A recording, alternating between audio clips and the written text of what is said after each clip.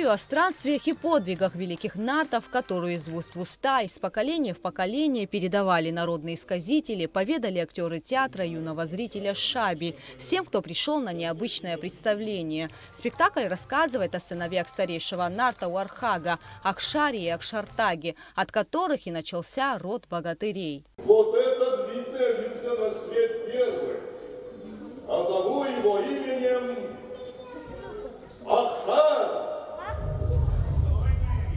что означает отважный, а второго называю именем Акшарта, что означает отважнейший. Особенно юным зрителям понравился сказ о золотом нарском яблоке, которое было поручено охранять братьям. Яблоня росла в саду нартов, небесной лазурью сияли ее цветы. За день на дереве созревало только одно яблоко. Оно было золотое, исцеляло людей от всяких болезней и залечивало любые раны.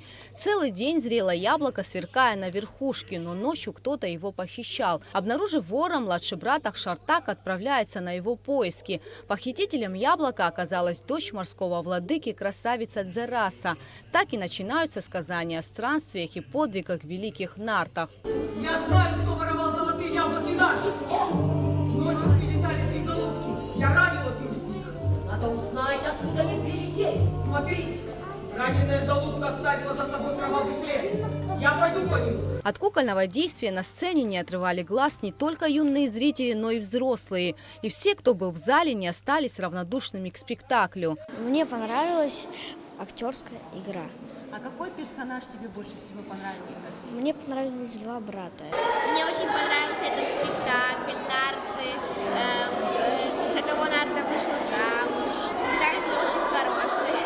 Актриса театра Алина Березова, исполняющая роль Дзерасы, также отметила, что здесь так тепло их встречают не в первый раз. Каждый раз ваш зритель встречает нас очень тепло.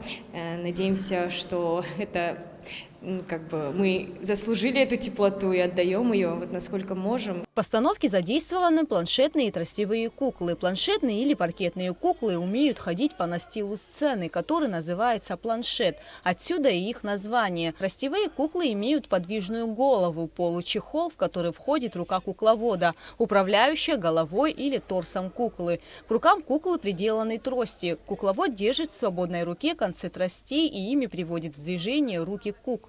Режиссер спектакля, художественный руководитель театра Асланбек Галаев считает, что нужно прививать любовь к народному эпосу и культурному наследию с детства.